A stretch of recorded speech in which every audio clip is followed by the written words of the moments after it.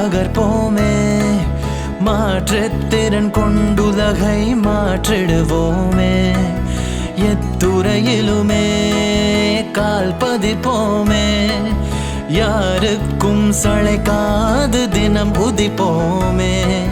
தன்னம்பிக்கை ஒன்றேதான் நம் ஆயுதமாகும், விதி என்ற சொல் இல்லாது போகும்.